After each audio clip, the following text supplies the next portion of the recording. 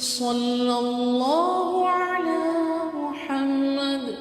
صلی اللہ علیہ وسلم۔ اس مبارک سلسلے کا آخری حلقہ سماعت فرمائیں۔ الحمد للہ رب العالمین والصلاة والسلام علی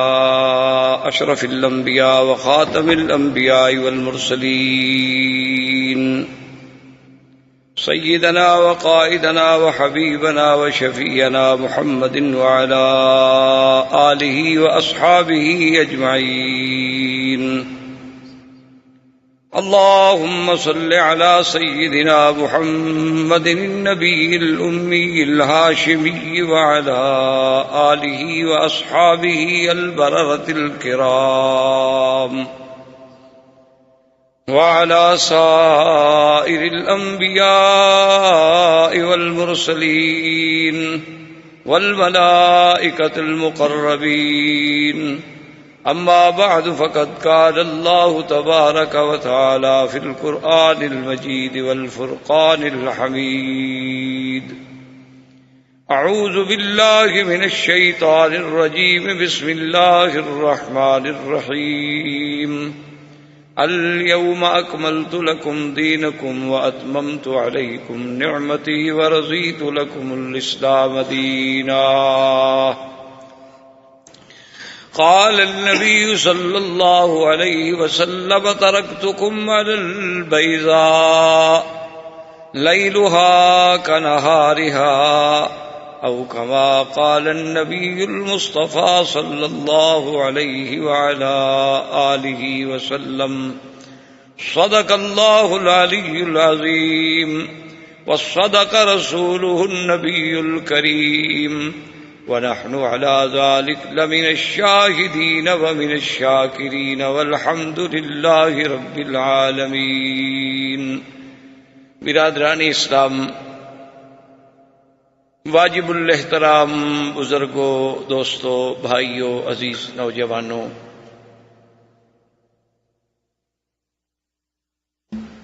آج سیرت رسول پاک صلی اللہ علیہ وسلم کے سلسلہ دروس کا تقریباً آخری درس ہے۔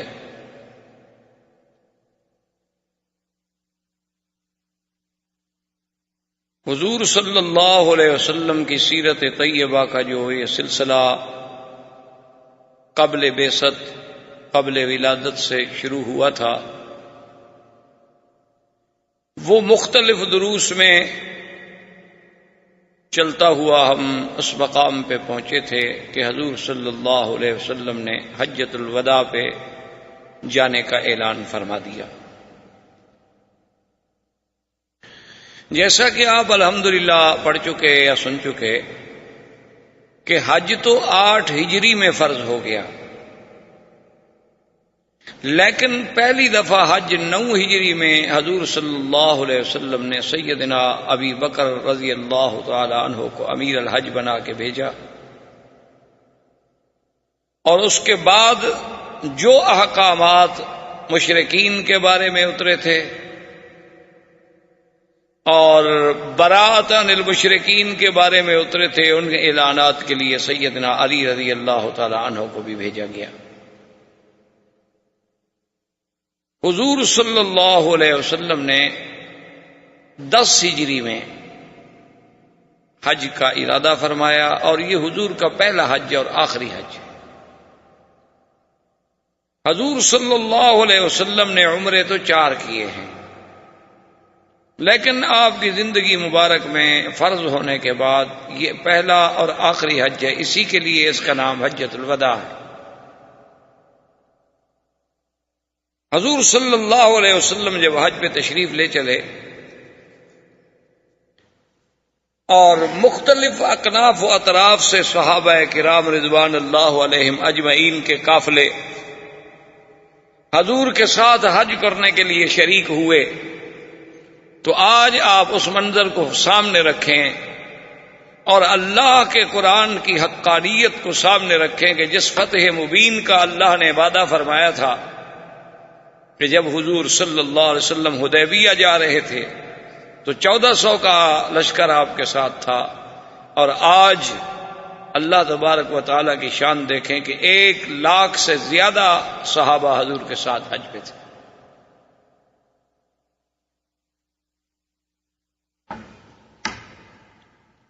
حضور صلی اللہ علیہ وسلم نے اپنا حج جو ہے وہ حج قران کا احرام باندھا. اسی لیے امام ابو حنیفہ رحمۃ اللہ علیہ کے نزدیک حج قران جو ہے وہ افضل ہے. اور اس حج کے دوران حضور صلی اللہ علیہ وسلم نے دیکھا کہ ایک بوڑھا آدمی ہے اور اس کو رسی باندھ کے باقاعدہ 2 نوجوان جو ہیں وہ کھینچ کے چلا رہے ہیں. تو حضور صلی اللہ علیہ وسلم نے فرمایا کہ بھئی یہ کیا بات ہے، ایسا کیوں ہے؟ حضور صلی اللہ علیہ وسلم نے ان کو طلب فرمایا تو انہوں نے کہا کہ یا رسول اللہ، اصل میں ہمارے باپ ہے، یہ ہم اس کے بیٹے ہیں، اس نے منت مانی تھی کہ مجھے پیدل حج پہ لے جاؤ اور رسی باندھ کے پکڑ کے گھسیٹ کے لے جاؤ، تو اب اس کی منت ہے، ہم کیا کریں؟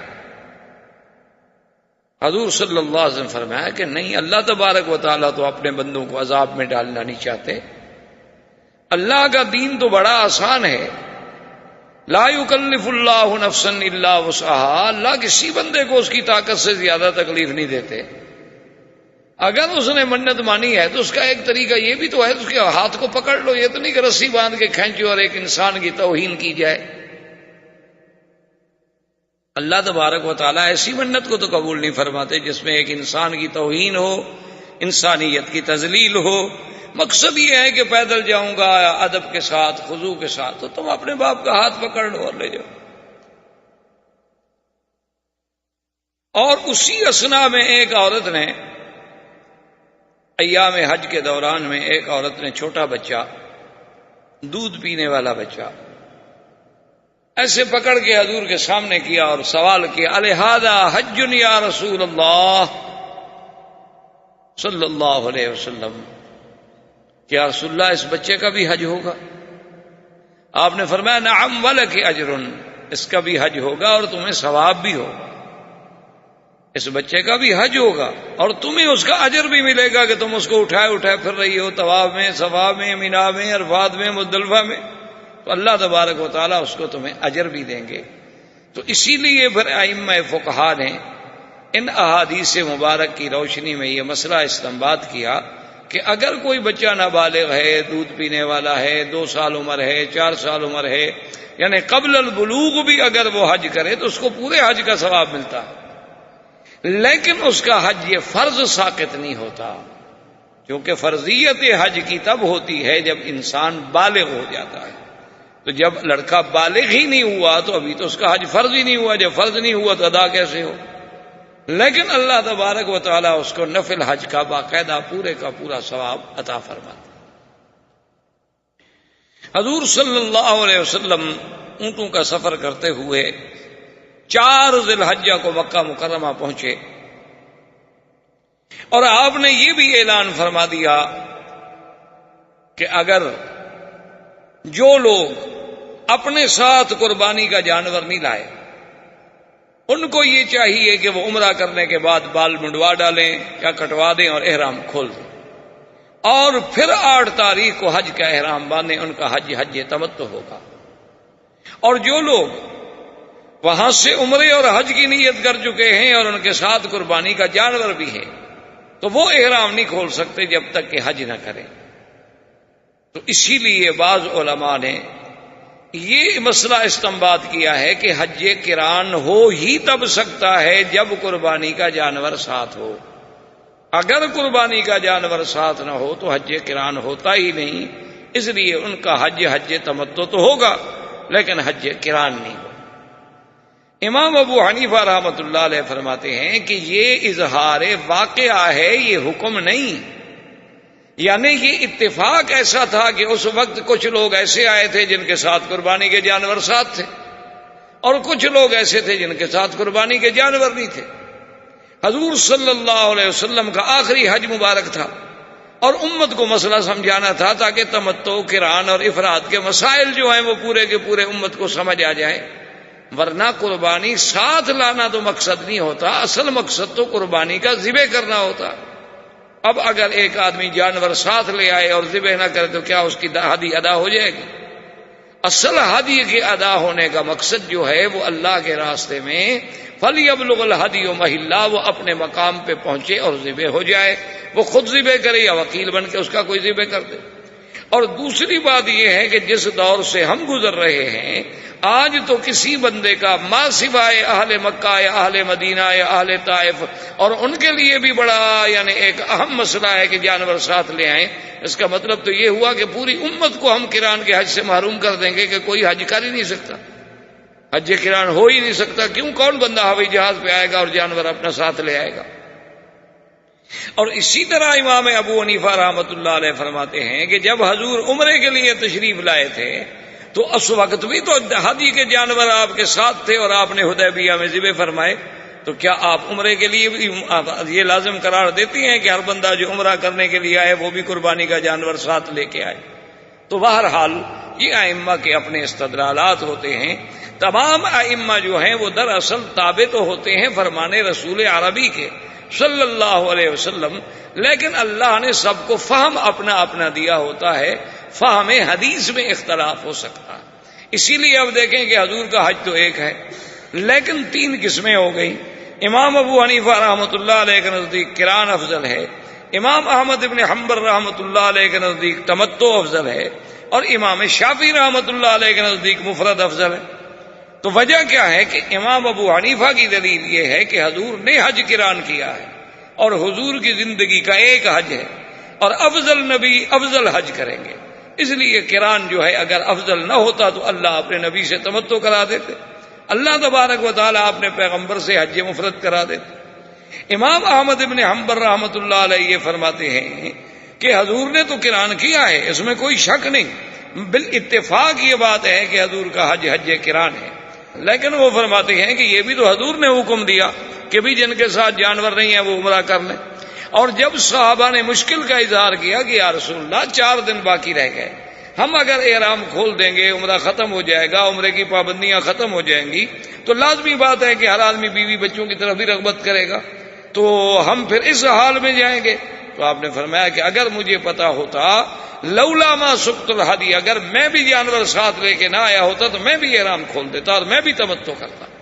تو اس لیے امام احمد ابن حنبل فرماتے ہیں کہ حضور کی تمنا تھی تمتع کرنے کی، لہذا تمتع افضل ہے۔ امام شافعی رحمۃ اللہ علیہ فرماتے ہیں کہ حج افراد افضل ہے۔ وہ فرماتے ہیں کہ بھائی فرض ہی اللہ نے حج کیا ہے، عمرہ تو فرض ہے ہی نہیں۔ للہ علی الناس حج البیت من استطاع الیہ سبیلا، اللہ نے صاحب استطاعت لوگوں پر حج فرض کیا ہے۔ اب یہ الگ بات ہے کہ وہ پہلے آ رہا ہے تو اس کو تمتع کا موقع مل گیا، ایک آدمی بالکل قریب کے دنوں میں آ رہا ہے اس کو قران کا موقع مل گیا، یہ تو اتفاقات ہیں، اصل فرض تو حج ہے، لہذا حج افراد افضل ہے۔ اگر کسی نے عمرہ کرنا ہے تو حج کے بعد عمرے کرتا رہے۔ تو بہرحال اب دیکھیں کہ سب نے استدلال جو ہے وہ یا قول رسول سے کیا ہے یا فعل رسول سے کیا ہے یا اللہ کے حکم سے کیا ہے، کوئی امام جو ہے وہ اپنی طرف سے نہیں کہتا۔ یہ بہت سارے کم علم اور جاہل لوگ جو تعصب کا شکار ہیں ان کے دماغوں میں یہ بات ہو جاتی ہے نعوذ باللہ کہ دیکھو جی ہم تو حدیث پہ عمل کرتے ہیں اور یہ حنفی ہیں اور یہ شافعی ہیں اور یہ حنبلی ہیں، یہ بات غلط ہے۔ سب سے بڑے اہل حدیث جو ہیں وہ ائمہ کرام ہیں کہ جن لوگوں نے ایک ایک حدیث پر ریسرچ کی، ایک ایک حدیث پہ محنت کی، ایک ایک حدیث کو سمجھا اور سمجھانے کی کوشش کی، پھر اس موضوع پہ ساری حدیثیں جمع کی تاکہ کوئی ناسخ، کوئی منسوخ، کوئی مقدم، کوئی مؤخر، کوئی مطلق، کوئی مقید، کوئی متواتر، کوئی قطعی الثبوت، کوئی قطعی الدلالہ، کسی پر اقتضاء النص، کسی پر اشارۃ النص۔ تو ان سب مسائل کو جب سامنے رکھا تو اللہ تبارک و تعالی تو اصل معنی میں اتباع کرنے والے تو وہ لوگ ہیں کہ جنہوں نے احادیث کے ذخیرے کو ملخص کرنے کے بعد پوری امت کے لیے خلاصہ پیش کر دیا دین کا، ورنہ ہم تو ایک ایک حدیث ڈھونڈتے اور سمجھنے کے لیے ٹھوکریں کھاتے پھرتے، اور پھر بھی ہمیں سمجھ نہ آتا کہ طہارت کے مسئلے میں کتنی حدیثیں ہیں۔ ان نے کتاب الطہارہ باندھ کے سارے مسئلے لکھ دیے اور ساتھ احادیث رسول اللہ صلی اللہ علیہ وسلم بھی جمع کر دی۔ تو بہرحال حضور صلی اللہ علیہ وسلم حضرت علی رضی اللہ تعالی عنہ یمن سے تشریف لائے۔ جب حضرت علی رضی اللہ تعالی عنہ یمن سے تشریف لے آئے اور جہاں سیدہ فاطمہ الزہرا رضی اللہ تعالی عنہ ٹھہری ہوئی تھی، خیمے تھے اس وقت، گھر تو کوئی تھے نہیں، خیمے لگا کر قیام کیا گیا تھا. تو حضرت علی جب خیمے میں تشریف لے گئے، دیکھا تو بی بی فاطمہ الزہرا غسل فرما کے، کپڑے پہن کے، تیل لگا کے، یعنی تیار ہو کے اپنے خاوند کے لیے بیٹھی ہیں ایک اچھی حلیے میں. تو حضرت علی کو بڑا غصہ لگا. اس نے کہا کہ فاطمہ ماذا تفعلین، تم کیا کر رہی ہو؟ اتنے عرصے سے ہم آپس میں ملے نہیں ہیں، اور پھر میں حالت احرام میں ہوں، تم حج کرنے کے لیے آئی ہو، تو آج کیا ضرورت تھی بن سنور کے بیٹھنے کی؟ تو بی بی فاطمہ الزہرا نے کہا کہ یا علی لا تغضب، ناراض ہونے کی کیا بات ہے؟ یہ مسئلہ ہے تو جا کے حضور صلی اللہ علیہ وسلم سے پوچھ لو. جب ہم نے تمتع کر لیا، ہم نے احرام کھول دیا ہے، تو ہم پر تو پابندی ہے نہیں. اور جب ایک عورت احرام کی حالت میں بھی نہیں ہے، احرام سے نکل چکی ہے اور اس کا خاوند بھی سفر سے آ رہا ہے، تو ہو سکتا ہے کہ تم بھی متمتع ہو سکتا ہے کہ تمہارا بھی عمرے کا احرام ہو، تو پھر خاوند کے لیے استقبال کے لیے تو عورت کو تیار ہونا ہے. یہ تو اسلام نے حکم دیا ہے، بلکہ اسلام نے اتنا بڑا حکم دیا ہے کہ جو عورت اچھے لباس پہن کے، یعنی اپنا سنگار کر کے اپنے خاوند کی انتظار میں بیٹھتی ہے، تو اللہ تبارک و تعالیٰ اس عورت کو اتنا ثواب دیتی ہیں جیسے کوئی مجاہد سرحد پہ رات کو پہرا دے رہا ہو، کیونکہ یہ بھی اپنے خاوند کو گناہوں سے بچانے کے لیے حفاظت کا ذریعہ بن رہی ہے، ورنہ اس کا خاوند گناہوں میں مبتلا ہوگا اور شیطان کے حملوں کا شکار ہو جائے گا. حضرت علی غصے میں حضور صلی اللہ علیہ وسلم کی خدمت میں حاضر ہوئے اور حضور نے فرمایا کہ یا علی، تم یہ بتاؤ کہ تمہاری نیت کیا تھی، تم نے کیا احرام باندھا؟ اس نے کہا حضور میں تو آ رہا تھا یمن سے، آپ آ رہے تھے مدینے سے، تو اب جب میں میقات پہ پہنچا تو میں نے وہاں یہ نیت کی کہ یا اللہ میری وہی نیت ہے جو تیرے نبی کی نیت ہے، چونکہ مجھے تو پتہ نہیں تھا کہ آپ کی نیت کیا ہوگی، تو اس لیے میں نے تو یہ نیت کر لی تھی کہ یا اللہ میری وہی نیت ہے جو تیرے نبی کی نیت. تو حضور نے فرمایا کہ اچھا میں نے تو پھر قران کیا ہے، اچھا تم جانور بھی لائے ہو؟ تو اس نے کہا کہ ہاں یا رسول اللہ، میں اپنے لیے بھی جانور لایا ہوں اور آپ کی قربانی کے لیے بھی جانور لایا ہوں. تو حضرت علی رضی اللہ تعالی عنہ نے بھی حج قران کیا. حضور صلی اللہ علیہ وسلم یوم الترویہ یعنی 8 تاریخ کو، اس کو یوم الترویہ اصل میں اس لیے کہتے ہیں کہ ان زمانے میں مینا، عرفات، مزدلفہ میں پانی ملنا جو ہے وہ ایک جوئے شیر ہوتا تھا. کہاں سے پانی آیا؟ یہ تو ہمیں بھی یاد ہے جب ہم چھوٹے چھوٹے سے تھے تو یہ جو چھوٹا سا ڈبہ ہے یہ 5 ریال کا ملتا تھا عرفات میں. یعنی وہاں بہت خوش نصیب لوگ ہوتے تھے جو وضو کر کے نماز پڑھیں، ورنہ اکثر حاجی جو ہیں وہ تیمم کے ساتھ نماز پڑھتے تھے، پانی پینے کا نہیں ہوتا تھا، وضو آپ کہاں سے کر لیں گے؟ ایک ڈبہ 5 ریال کا اس زمانے میں خریدنا کوئی آسان بات تو نہیں ہوتی تھی، 5 ریال ہی نہیں ہوتے تھے کسی کے پاس. 5 ریال کہاں سے لے آئے گا کہ ایک ڈبہ پانی کا خریدے گا تو پھر پیے گا یا وضو کرے گا؟ یہ تو اب اللہ تبارک و تعالی نے اس حکومت کو توفیق دی کہ اتنا بڑا انتظام ہوتا ہے کہ حاجی حج کرتے ہیں، غسل کرتے ہیں اور پانی ضائع کرتے ہیں، حج ختم ہو جاتا ہے لیکن اللہ کی رحمت ہے پانی پھر بھی ختم نہیں ہوتا. تو یہ یہ نعمتیں ہیں، ان کی قدر ان لوگوں کو ہوتی ہے جنہوں نے وہ دور دیکھا ہے کہ جب پانی پینے کا نہیں ہوتا تھا اور گرم پانی ڈبے میں رکھ کے، خیمے میں رکھ کے اسی گرم پانی کو پیا جاتا تھا. برف کہاں سے ملے بھائی؟ سارے پورے مکے میں ایک ہی تو مصنع ثلج تھا، ایک ہی یعنی فیکٹری تھی، آئس فیکٹری تھی برف بنانے والی، تو حاجیوں کو کہاں سے پورا کر دے گی؟ وہ تو نایاب بات ہوتی تھی کہ برف کسی کو مل جائے، لیکن یہ یقین کریں کہ بہرحال حج اس وقت ہوتا تھا. آج کل تو خیر پکنک ہی ہے ماشاءاللہ. اور پھر مکے والوں کا حج جو ہے وہ سبحان اللہ ویسے بھی ماشاءاللہ 9 تاریخ کو عشاء کے بعد بڑا آرام سے غسل کر کے، میک اپ سنگار کر کے، خوشبوئیں پرفیوم چھڑک وڑک کے کار میں بیٹھ کے رات کو وہاں چلے جاتے ہیں، کھانا لے جاتے ہیں، کھلے میدان میں بیٹھ کے کھانا کھایا، وہاں سے چل پڑے مزدلفہ میں آ گئے، تھوڑی سی دیر مزدلفہ میں بیٹھے، وہاں سے نکلے سیدھا مینا میں آ گئے، فجر کی نماز سے پہلے کنکریاں مار کے مکے میں آ گئے. لوگ ابھی نماز پڑھے ہوتے ہیں، وہ طواف زیارت صفا کر کے فارغ ہو کے گھر بھی چلے جاتے ہیں. ان کا حج تو اللہ کی رحمت سے 4 گھنٹے میں 6 گھنٹے میں ہو جاتا. تو یہ تو بہرحال اب تو ایک حج ہے، یعنی آدمی نے سر سے اتارنا ہوتا ہے کہ بھی میں نے ایک سر سے ایک بوجھ اتار دو. نماز ہے بس چلو یار پڑھو، ٹھیک ہے جلدی کرو. امام اگر تھوڑی سی بھی لمبی قرات کر لے تو مقتدی کہتے یار پتہ نہیں آج امام صاحب کو کچھ شوق ہو گیا ہے ہمیں قرآن سنانے کا. ہم نے کئی دفعہ سنا ہوا ہے ان کا قرآن ماشاءاللہ اچھا پڑھتے ہیں، ٹھیک ہے گھر میں جا کے پڑھا کریں، ہمیں کیوں تنگ کر رہے ہیں؟ یعنی ہمارے حالات تو یہ ہو گئے.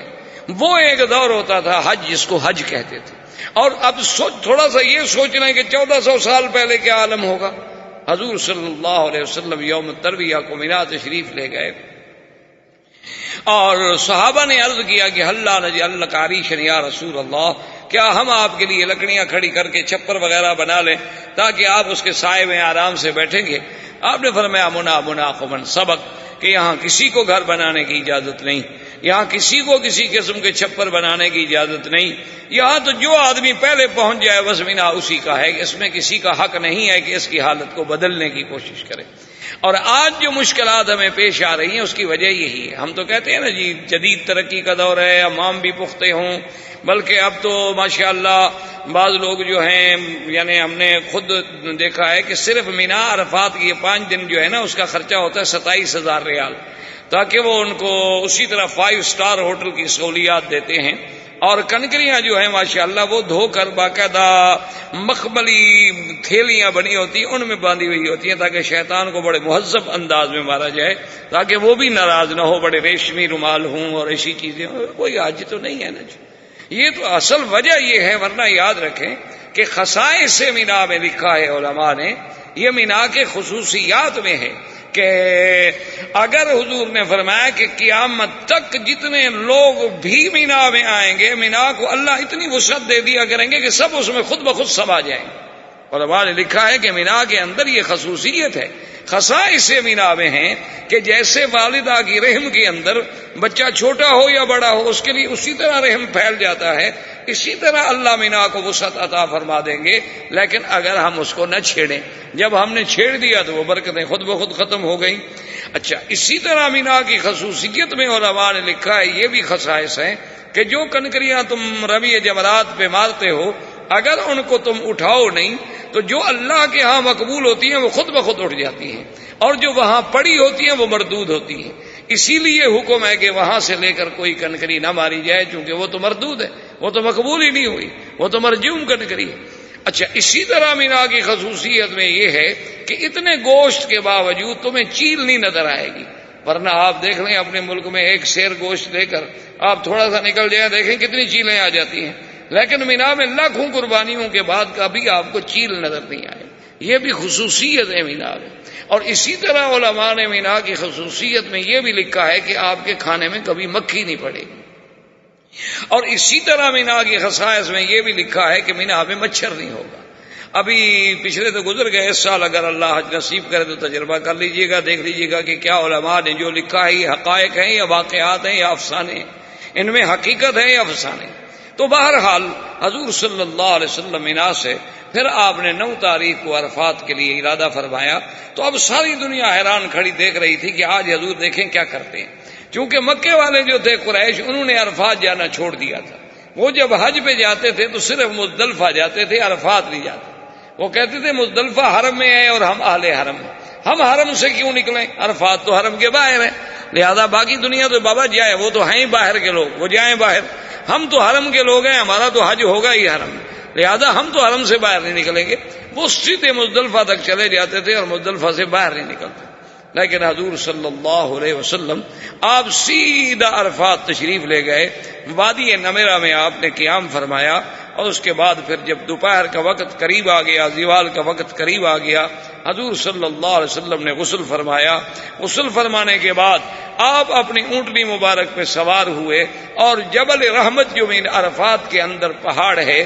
اس کے دامن میں جو سیاہ سیاہ پتھر پڑے ہوئے ہیں، یہاں حضور نے قیام فرمایا اور وقوف فرمایا. حضور اس پہاڑ کے اوپر نہیں چڑھے. جبل رحمت پر چڑھنا جو ہے یہ بدعات میں ہے، اس کا سنت سے کوئی تعلق نہیں ہے. حضور اس کے دامن میں جہاں سیاہ پتھر پڑے ہیں یہیں اپنی اونٹنی پہ تشریف فرما ہو.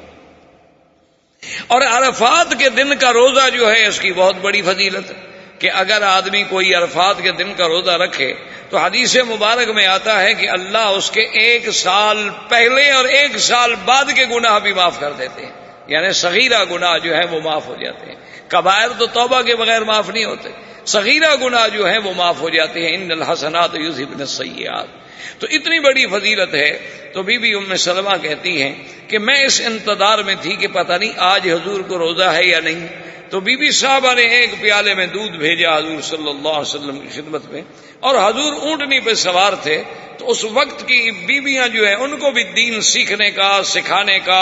اور مسئلہ پوچھنے کے آداب کا بھی پتہ تھا کہ اب حضور سے پوچھیں گے آپ کو روزہ ہے کہ نہیں، حالانکہ بیوی ہے پوچھ سکتی ہے، لیکن ادب کے خلاف ہے کہ کیسے میں سوال کروں۔ آپ کے لیے دودھ کا پیالہ بھیجا تو حضور صلی اللہ علیہ وسلم نے لے لیا، اور دودھ کیوں بھیجا کہ حضور دودھ کبھی رد نہیں فرماتے تھے۔ حضور صلی اللہ علیہ وسلم کا فرمان ہے کہ اگر کوئی بندہ آپ کو دودھ پیش کرے یا کوئی بندہ آپ کو اپنا خوشبو پیش کرے تو یہ دو چیزیں ایسی ہیں کہ آپ ان کو رد نہ کریں۔ اچھا یہ ہوتا ہے کہ کبھی مثلا ایک آدمی ہے بیچارہ دودھ نہیں پیتا یا اس کو دودھ منع ہے تو تھوڑا سا لے لے، گھونٹ لے لے، لیکن رد نہ کرے تاکہ سنت ادا ہو جائے، اور اس کے بعد رکھ دے کہ حضرت میں نے قبول کر لیا لیکن میں معذور ہوں۔ اچھا اسی طرح مثلا خوشبو ہے، بعض لوگوں کو بعض خوشبوئیں جو ہیں وہ الرجی کر دیتی ہیں، تو وہ تھوڑی سی لینے کے بعد معذور عذر کر سکتا ہے لیکن رد نہیں کر سکتا، تاکہ حضور صلی اللہ علیہ وسلم کی سنت کا خلاف نہ ہو جائے۔ تو حضور نے جب لے لیا اور نوش فرما لیا تو سارے صحابہ کو مسئلہ سمجھ آ گیا کہ حضور روزے کے ساتھ نہیں، اگر حضور کو روزہ ہوتا تو کبھی نوش نہ فرما۔ تو اس سے محدثین نے اور فقہا نے مسئلہ نکالا کہ عرفات کا روزہ بڑا افضل ہے، لیکن ان لوگوں کے لیے جنہوں نے حج نہ کرنا ہو،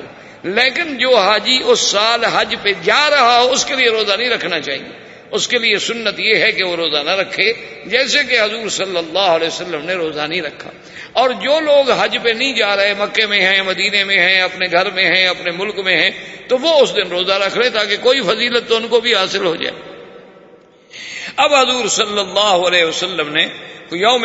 حجۃ الوداع میں وہ خطبہ عظیم جسے خطبۃ الوداع کے نام سے محدثین نے لکھا ہے،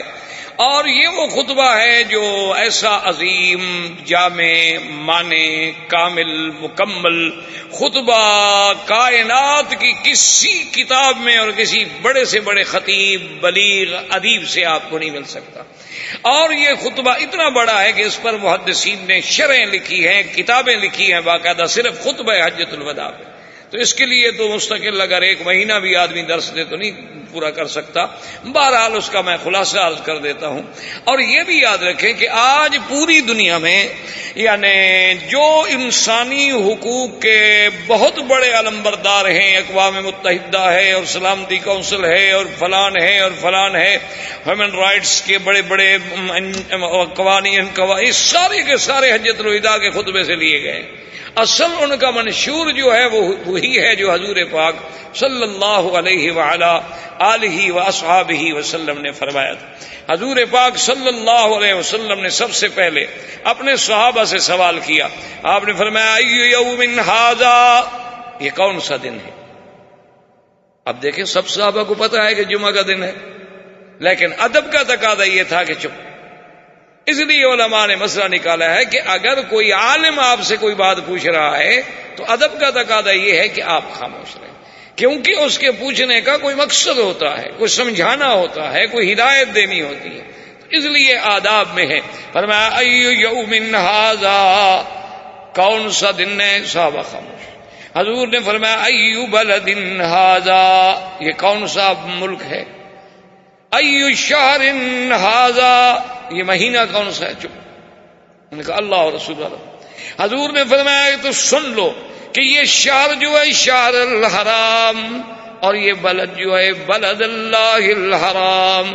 یہ شہر بھی حرمت والا، یہ بلد بھی حرمت والا، یہ دن بھی حرمت والا۔ تو اس حرمت کے تابع میں تمہیں ایک سب سے اہم بات بتاتا ہوں۔ فرمایا ان اموالکم و دماؤکم و اعراضکم حرام علیکم کحرمت یومکم ھذا فی بلدکم ھذا فی شہرکم ھذا۔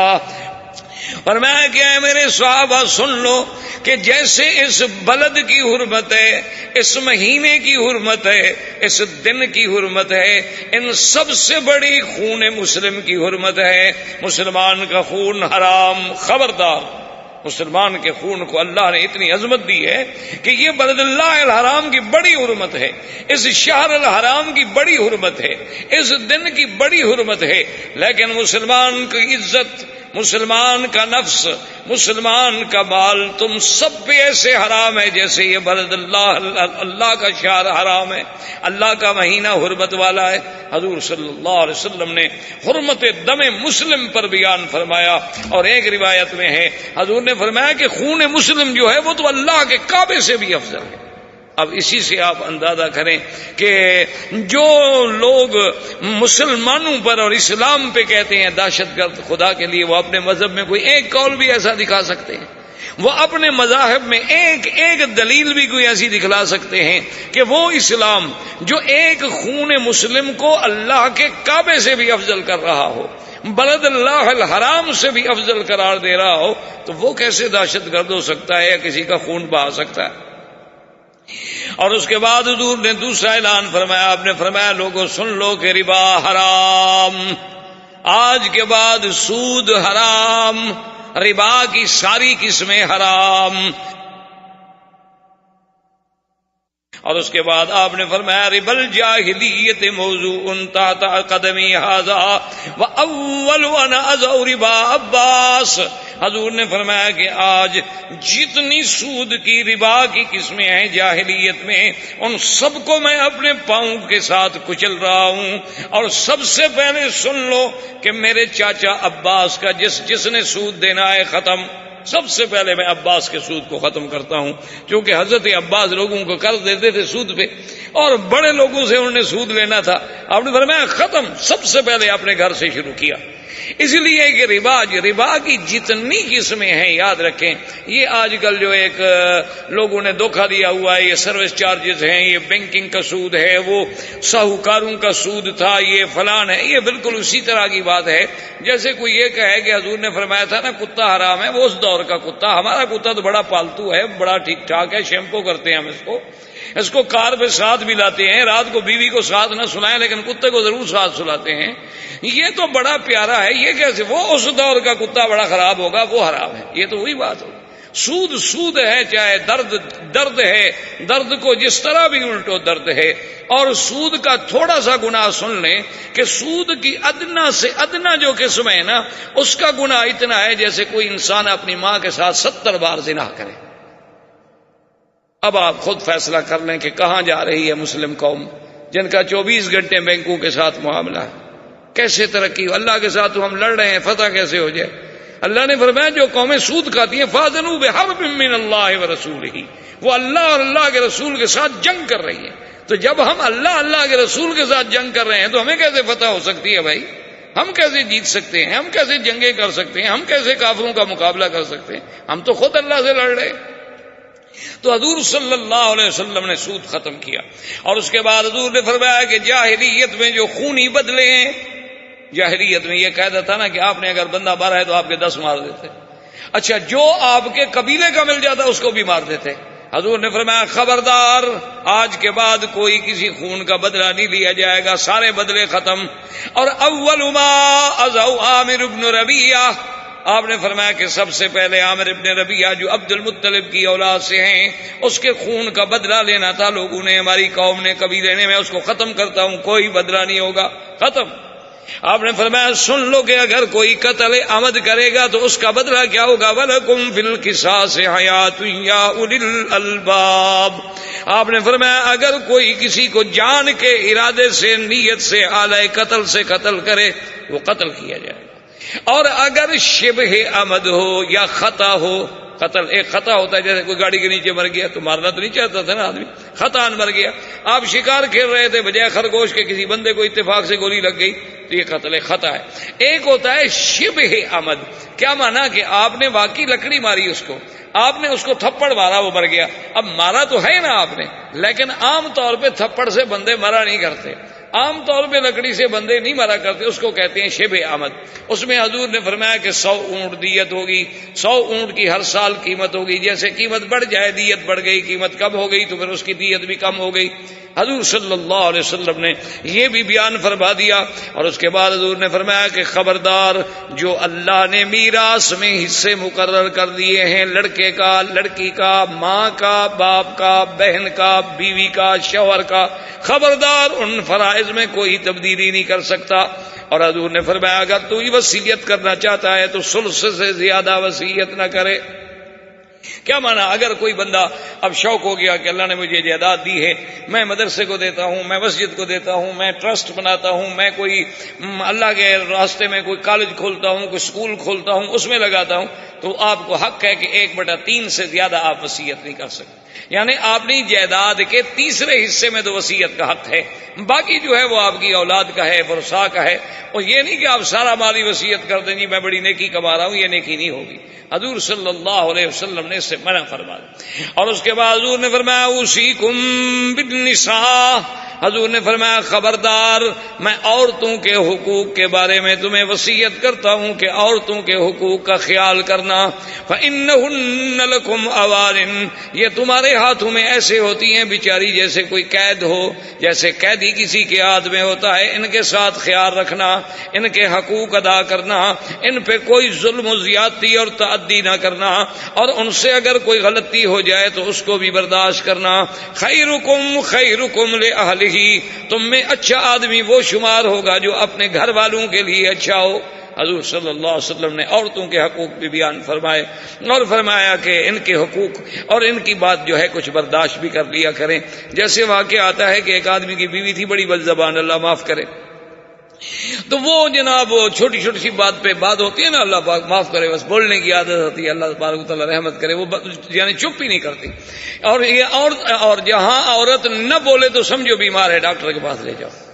اگر عورت بول نہ رہی ہو نا تو پھر سمجھو اسے کوئی تکلیف ہے، پھر اسے آپ کسی نفسیات کے معالج کے پاس لے کر علاج کرائیں۔ عورت خاموش رہ نہیں سکتی، الا قلیل من عبادی الشکور، بہت قلیل لوگ ہیں جن کو اللہ نے چپ کرنا سکھایا ہے، ورنہ عورت تو نام ہی بولنے کا ہے۔ تو وہ آدمی بیچارہ بڑا بیوی سے تنگ آیا، اس نے کہا میں امیر المومنین کو جا کے شکایت کرتا ہوں۔ حضرت عمر کو شکایت کرنے کے لیے جب آئے، ان کے گھر دروازے پہ کھڑے ہو کے آواز دی، حضرت عمر آ رہے تھے تو دیکھا کہ حضرت عمر کی بیوی بھی اتنی زور زور سے حضرت عمر سے بات کر رہی ہیں۔ آئے تو نے کہا السلام علیکم، وعلیکم السلام۔ انہوں نے کہا اچھا جی مجھے اجازت۔ تو آپ نے فرمایا بھی مجھے بلایا کیوں خدا کے بندے؟ اس نے کہا حضرت میں جو شکایت کرنے آیا تھا وہ تو یہاں بھی موجود ہے۔ آپ نے فرمایا کیا بات کیا ہے؟ اس نے کہا بات یہ ہے کہ میری بیوی بڑی زور زور سے باتیں کرتی ہے، چیختی ہے اور لڑتی ہے اور ایسا، تو میں اس کی شکایت لے کے آیا، تو آپ کی بیوی تو آپ پر چیخ رہی تھی۔ آپ نے فرمایا دیکھو صرف چیخ بھی تو نہیں رہی، میرے لیے کھانا بھی تو بناتی ہے، میرے لیے گھر کی حفاظت بھی تو کرتی ہے، میرے بستر بھی تو ٹھیک کرتی ہے، میرے کپڑے بھی تو تیار کرتی ہے، میری اولاد کو بھی تو سنبھالتی ہے۔ اگر اتنی ساری ذمہ داریاں قبول کرنے کے بعد صرف زیادہ زور سے بول لیتی ہے تو اتنا تو ہمیں بھی برداشت کرنا چاہیے نا، کچھ ہمیں بھی تو برداشت کرنا چاہیے۔ تو حضور صلی اللہ علیہ وسلم نے وصیت فرمائی کہ اگر عورتوں سے ایسی کوئی بات ہو، جیسی حضرت مرزا مظہر جان جانا رحمت اللہ علیہ جو اللہ کے بہت بڑے ولی گزرے ہیں، بلکہ اولیاء اللہ سے بھی ان کا مقام شاید بلند تھا، تو بہت بڑے اور نازک مزاج اتنے تھے، اللہ تبارک و تعالیٰ ان کی قبر پہ رحمت فرمائے کہ ایک مرید نے آپ کی خدمت میں ایک رضائی لحاف جو ہوتا ہے نا رات کو اوڑھنے والا، ہم تو اس کو رضائی کہتے ہیں، عربی میں لحاف کہتے ہیں، وہ لحاف آپ کی خدمت میں ہدیہ پیش کیا۔ صبح کو حضرت جب نماز پڑھانے کے لیے آئے تو آنکھیں مبارک سرخ تھیں،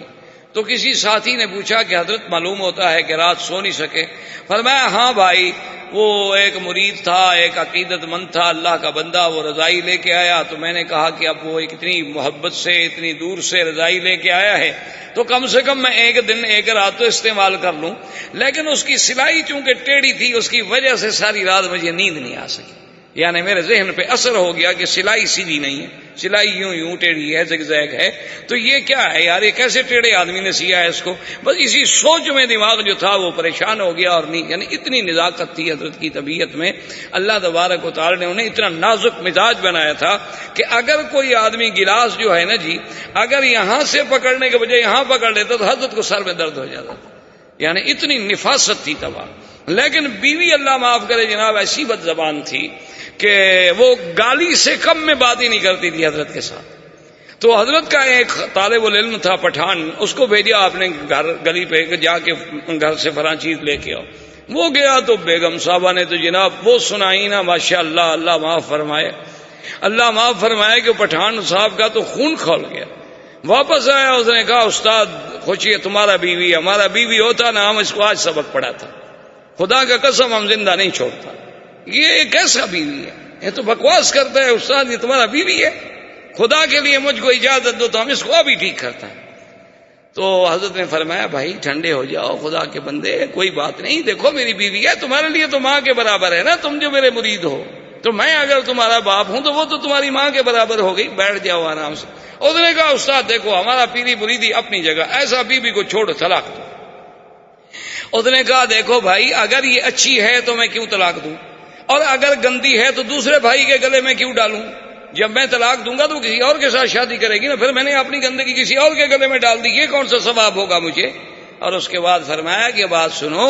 آج مرزا مظہر جان جانا جس مقام پہ پہنچا ہے وہ اسی بیوی کے صدقے میں ہے کہ وہ بد زبانی کرتی ہے، میں صبر کرتا ہوں اور اللہ نے مجھے یہ مقام عطا فرمایا، تو میں اس کو کیسے چھوڑ دوں؟ تو اس لیے حضور صلی اللہ علیہ وسلم نے فرمایا فاستوصوا بالنساء خیرا، عورتوں کے حقوق کا خیال کرنا، ولہن مثل الذی علیہن، جیسے تمہارے حقوق ہیں ان پر اسی طرح ان کے بھی حقوق ہیں تم پر. اور حضور نے وضاحت فرما دی، آپ نے فرمایا تمہارا حق ان پر یہ ہے کہ تمہارے گھر میں تمہارے اذن کے بغیر کسی کو داخل نہ کرے، تمہارا حق اس پر یہ ہے کہ جب تم حکم کرو تو اطاعت کرے، تمہارا حق عورت پہ یہ ہے کہ تمہارے مال کی تمہاری عزت کی حفاظت کرے، تمہارا حق اس پہ یہ ہے کہ تمہارے منشے کے بجائے وہ اپنی عزت میں کبھی کسی قسم کا داغ نہ لگنے دے، اور اس کا تم پر حق ہے کہ اس کا نفقہ، اس کا خرچہ، اس کی عزت، اس کی جان، اس کی مال، اس کی آبرو کی حفاظت کرنا اور اس کے پورے پورے حقوق جو ہیں ادا کرنا. حضور صلی اللہ علیہ وسلم نے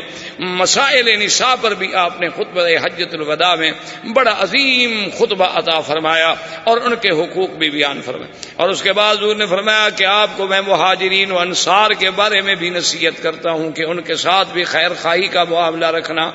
اور حضور صلی اللہ علیہ وسلم نے فرمایا کہ جس کسی نے مال دینا ہے حقوق العباد وہ ادا کر دے، کیونکہ اللہ تبارک و تعالی حقوق العباد جو ہیں کبھی معاف نہیں کرتے. اور پھر اسی دن یہ آیت مبارک نازل ہوئی، الیوم اکملت لکم دینکم واتممت علیکم نعمتی ورضیت لکم الاسلام دینا.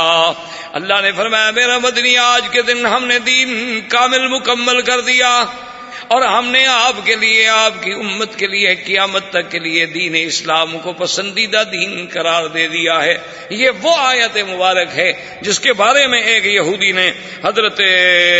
عمر رضی اللہ تعالیٰ عنہ سے کہا تھا کہ یا امیر المومنین لو نزلت علی رسولنا، اگر یہ آیت ہمارے نبی پہ اترتی لجعلناہ عیداً، ہم عید بنا دیتے. حضرت عمر نے کہا جاہل تمہیں پتہ ہی نہیں، تمہیں پتہ ہے کب اتری تھی؟ انہ یوم الجمعۃ و یوم عرفہ، یہ جس دن اتری ہے جمعہ کا دن تھا اور عرفات کا دن تھا، تو مسلمانوں کی تو دو عیدیں ہیں اس دن، تم تو ایک عید بناتے، اللہ نے تو ہماری دو عیدیں کی تھی اس دن. حضور صلی اللہ علیہ وسلم نے حج ادا کیا. حج ادا کرنے کے بعد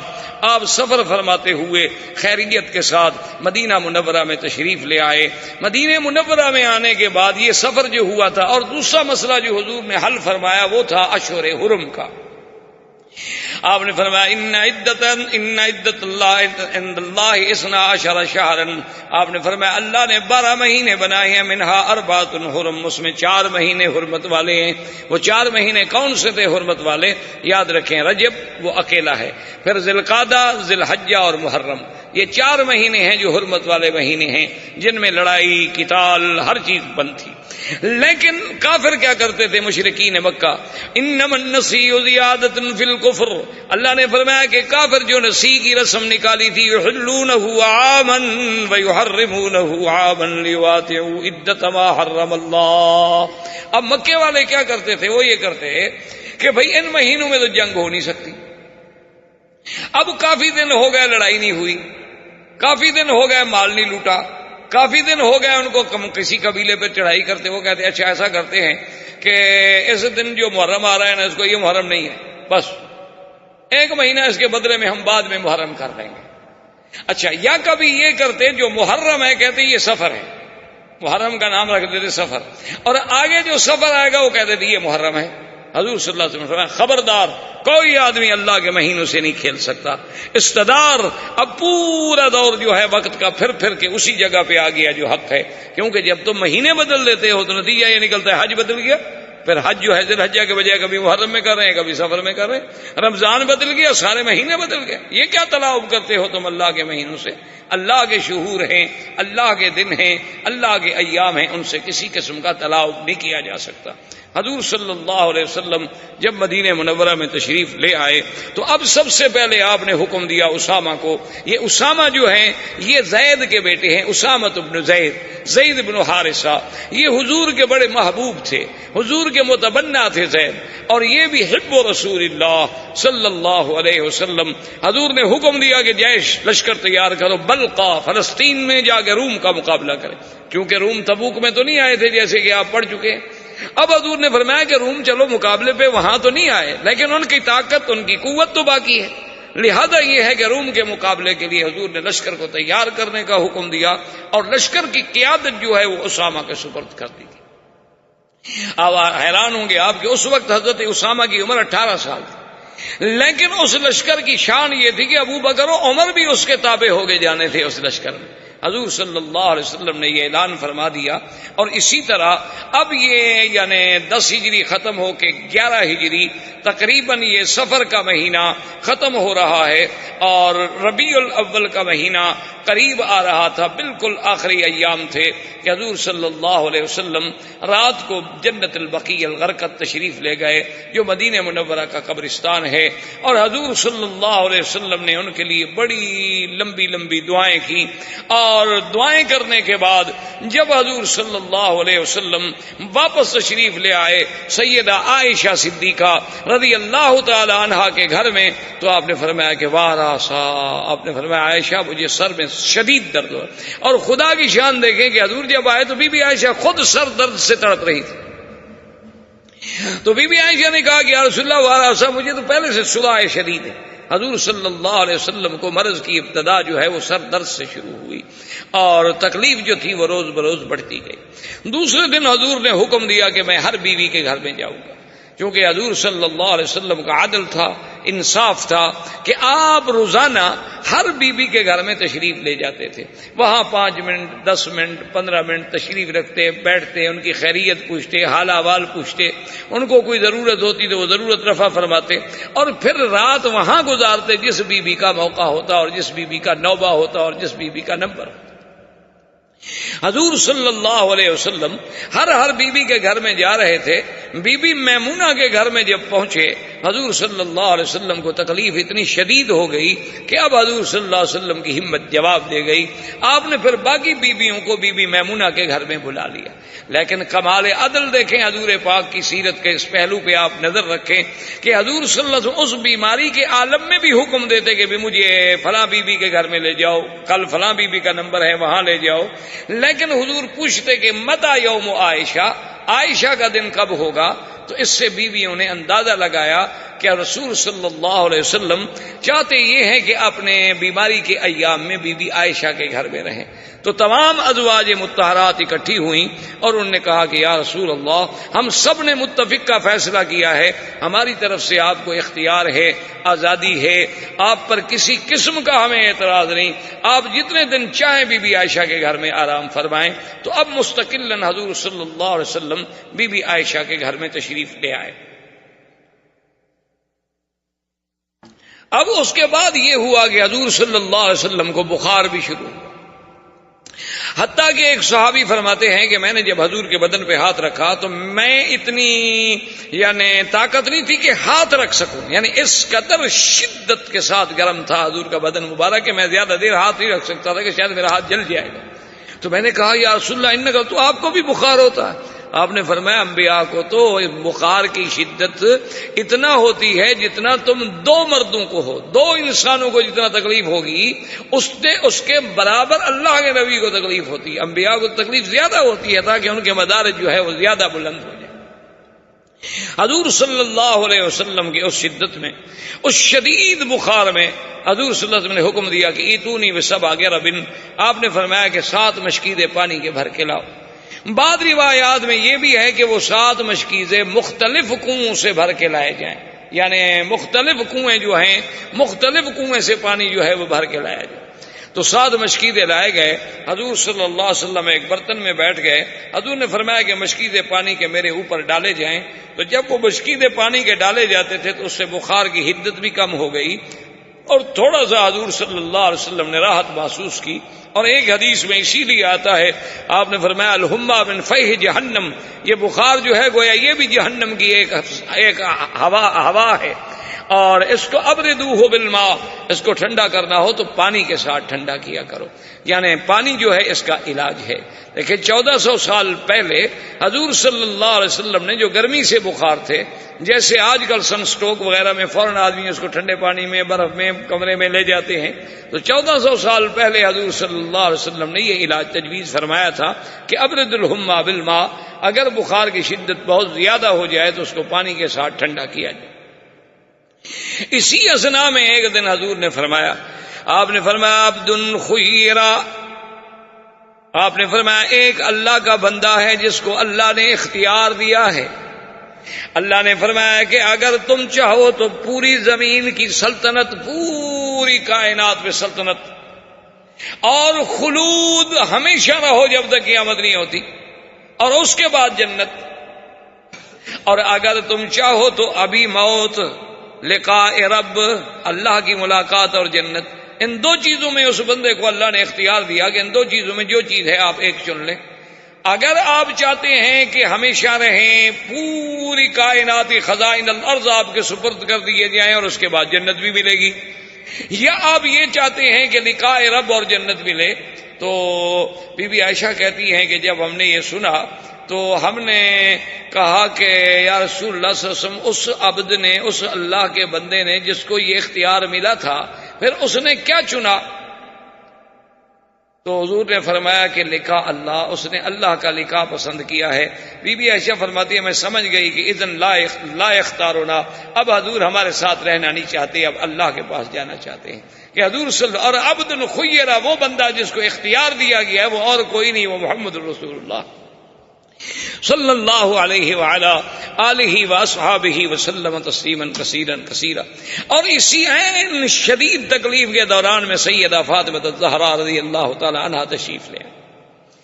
اور یہ سیدہ فاطمہ الزہرا وہ خوش نصیب خاتون تھی کہ جب حضور کی خدمت میں آتی تھی تو حضور کھڑے ہوتے تھے استقبال کے، یعنی اپنی بیٹی کے استقبال کے لیے اللہ کا نبی کھڑا ہو جاتا،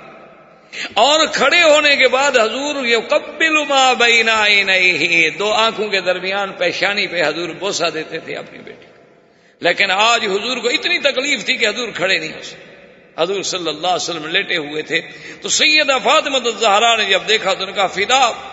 فدیتک روحی یا رسول اللہ،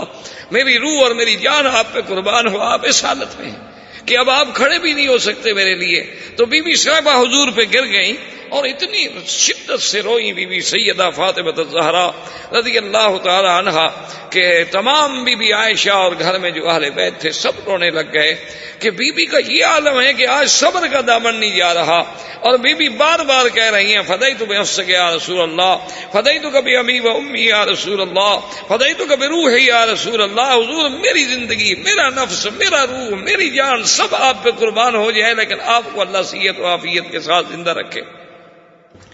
بی بی فاطمہ الزہرا رو رہی ہیں، اور حضور نے اپنے قریب اشارہ کیا کہ اور میرے قریب ہو جاؤ۔ پھر حضور نے کوئی بات فرمائی تو بی بی فاطمہ مسکرانے لگی۔ تو سیدہ عائشہ کہتی ہیں خدا کی قسم ہے میرے دل میں جتنا بی بی فاطمہ کا احترام تھا کسی بی بی کا احترام نہیں تھا۔ اس کی وجہ یہ ہے کہ انہا یشبہ رسول اللہ، کہ بی بی فاطمہ کا اٹھنا بیٹھنا بولنا چالنا بالکل تصویر تھی محمد الرسول اللہ صلی اللہ علیہ وسلم کی۔ لیکن حضور کی اس تکلیف کے دوران میں ہنسنا، کہ بی بی ہنس پڑی، تو کہتی ہے کہ اس دن میرے دل سے بی بی فاطمہ کا مقام جو تھا نا وہ کچھ کم ہوا کہ بھی یہ کوئی ہنسنے کا مقام ہے، ابھی تو تم رو رہی تھی اور ابھی تم ہنس رہی ہو۔ لیکن بعد میں یہ راز کھلا کہ جب بی بی فاطمہ الزہرا سے میں نے پوچھا تو انہوں نے کہا کہ حضور نے فرمایا تھا کہ فاطمہ تم نہ رو، اتنا غم نہ کرو، سب سے پہلے تم مجھے ملو گی انشاءاللہ۔ تو پھر میری تسلی ہو گئی کہ اچھا سب سے پہلا لکھا تو پھر میرا ہی ہوگا نا حضور صلی اللہ علیہ وسلم کے ساتھ، تو اس لیے میں خوش ہو کے مسکرا دی۔ تو حضور صلی اللہ علیہ وسلم کے گھر میں اس کے بعد حضرت عمر آئے، اس کے بعد حضرت عبداللہ ابن عمر آئے، اس کے بعد حضرت محمد ابن ابی بکر آئے۔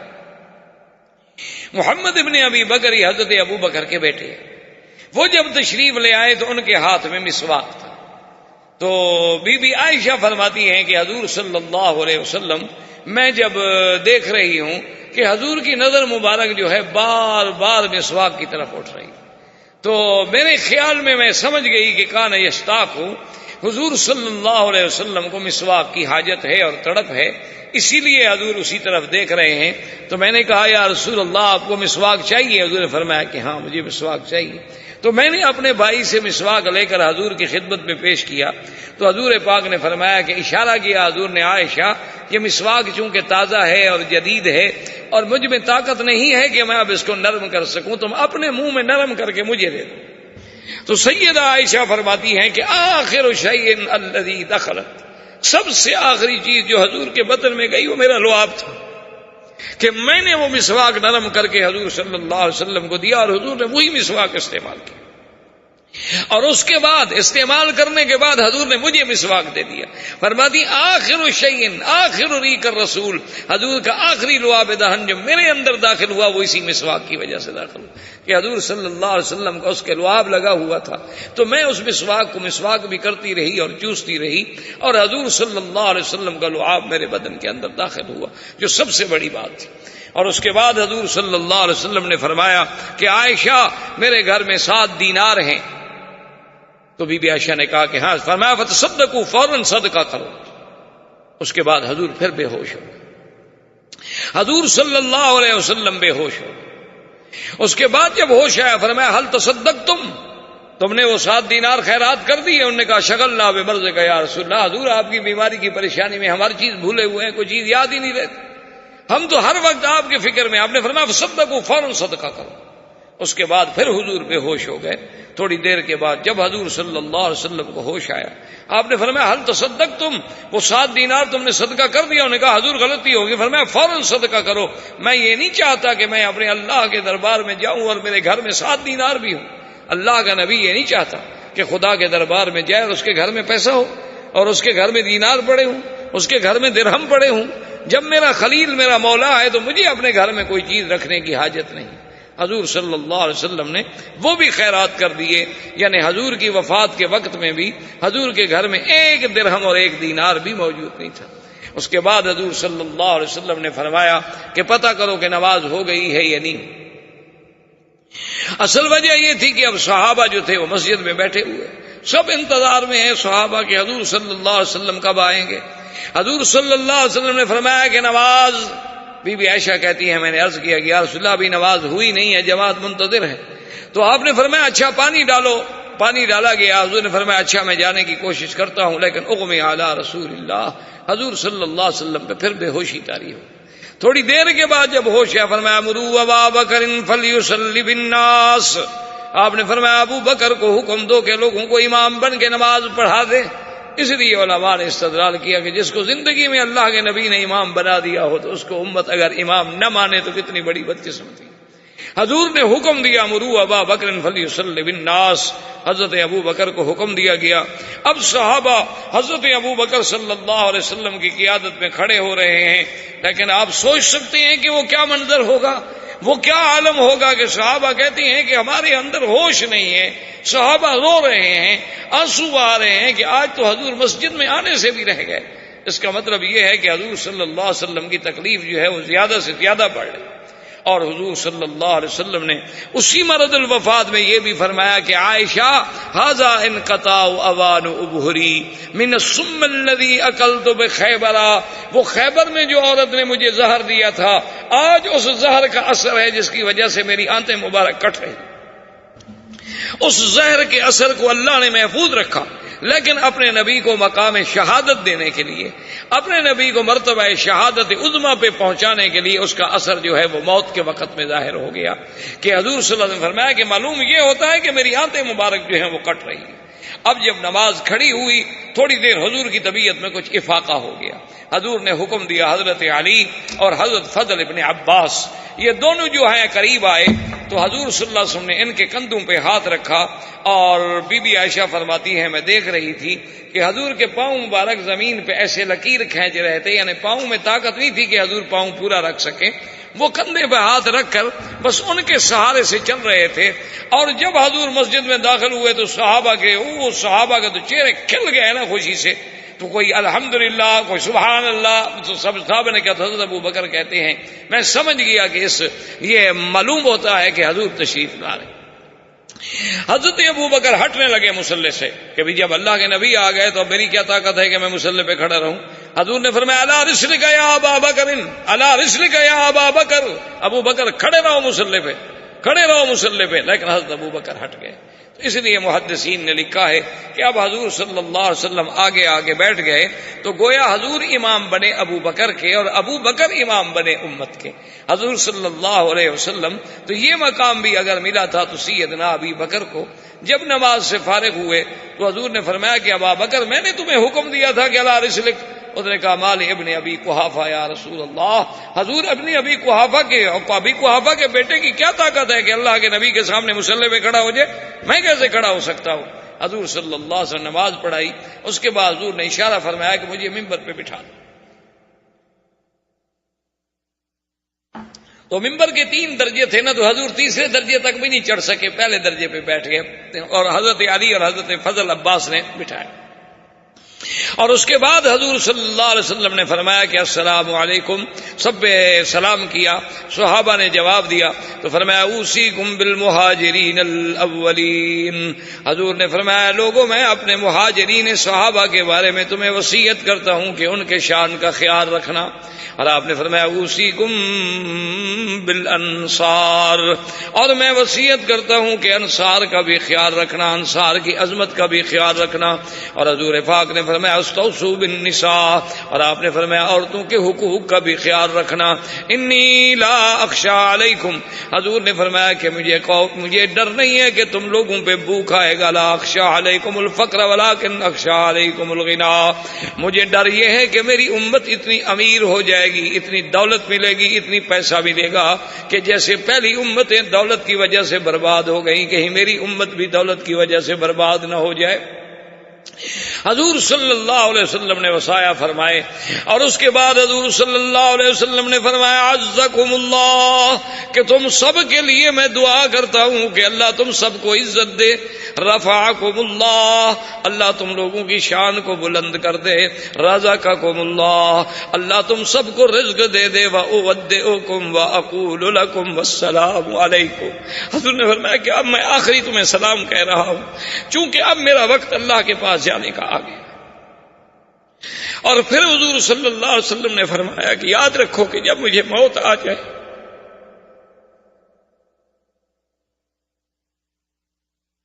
اللہم صلی علی سیدنا محمد وعلی آلہ سیدنا۔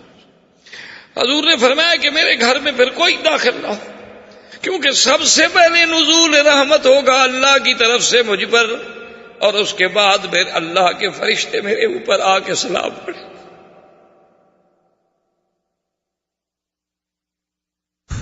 اول من صلی علیہ وسلم جبرائیل و میکائیل و اسرافیل و ملک الموت، فرمایا اللہ کے وہ 4 فرشتے جو ہیں وہ سب سے پہلے داخل ہوں گے، پھر مجھ پر سلام پڑھیں۔ اور اس کے بعد حضور نے فرمایا یدخل علی رجال اہل بیتی، پھر میرے خاندان کے مرد داخل ہوں، ثم يدخل علی نساء اہل بیتی، اس کے بعد میرے خاندان کی عورتیں داخل ہوں۔ اور اس کے بعد حکم فرمایا کہ صحابہ داخل ہوں، لیکن نبی کے جنازے کا کوئی امام نہیں ہوگا، کیونکہ امام الانبیاء والمرسلین تو وہ خود ہیں۔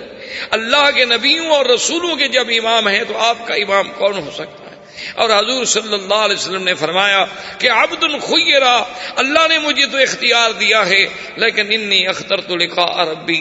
میں اللہ تبارک و تعالیٰ کا لقاء پسند کرنا چاہتا ہوں۔ پھر اسی عالم میں حضور صلی اللہ علیہ وسلم بی بی عائشہ کے گھر میں تشریف لے آئے، لیکن واپس جب آئے تو کمزوری حد سے زیادہ بڑھ گئی،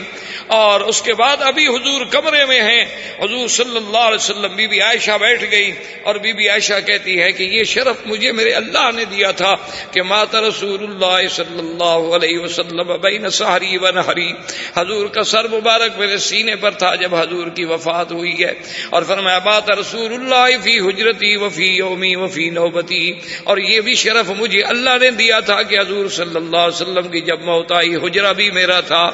دن بھی میرا تھا، اور گھر بھی میرا تھا، اور سینہ بھی میرا تھا، اور آخر شیء الذی دخلت فی رسول اللہ ریقی، اور سب سے آخری چیز جو حضور کے بدن کے اندر داخل ہوئی وہ بھی میرا لعاب تھا۔ فرمایا عائشہ نے یہ شرف اللہ تبارک و تعالی نے مجھے دیا ہے اور کسی نے نہیں دیا۔ ثم استأذن جبریل،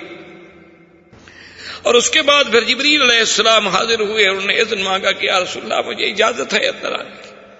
حضور صلی اللہ علیہ وسلم نے بی بی عائشہ صدیقہ کو ایک طرف حکم دے دیا اور حضرت جبریل کو اجازت دی، تو حضرت جبریل نے کہا یا رسول اللہ ان ملک الموت یستأذن، اب ملک الموت دروازے پہ کھڑے ہیں اور اذن مانگ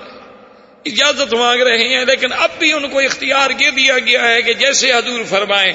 اگر حضور چاہتے ہوں دنیا میں رہنا تو ملک الموت واپس آ جائے، اور اگر حضور چاہتے ہوں لقاء رب کا تو پھر آپ کی روح مبارک کو قبض کیا جائے۔ حضور نے فرمایا جبرائیل ملک الموت کو اجازت دے دو، انی اشتاق الی ربی، میں اپنے رب کی طرف مشتاق ہوں، اب میں چاہتا ہوں کہ میرا لقاء رب ہو جائے، اب میں اس دنیا میں رہنے کے لیے تیار نہیں ہوں۔ فدخل ملک الموت فی حجرۃ رسول اللہ صلی اللہ علیہ وسلم، پھر ملک الموت جو ہیں وہ حضور صلی اللہ علیہ وسلم کے حجرہ مبارک میں داخل ہوئے۔ ثم قبض روح النبی صلی اللہ علیہ وسلم،